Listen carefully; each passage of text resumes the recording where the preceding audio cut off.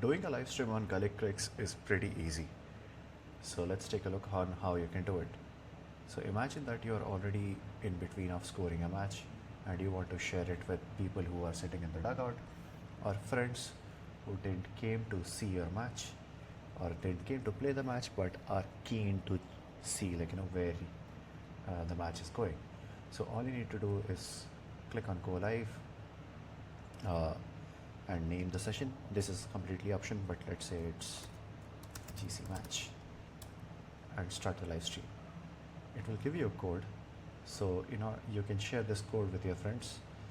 Your friends can go to gullycrix.com and they can come to live, and then they can enter the same code, right? So here I have just pasted the same code, which was D608368. You can confirm it by looking at the URL. They can also come to the same URL, which is gullycrix.com/live, and enter the code without any dash. And the live stream is on.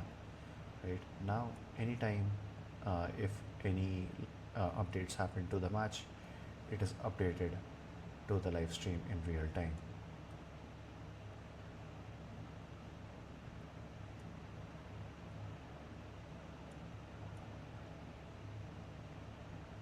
It also indicates free hits too.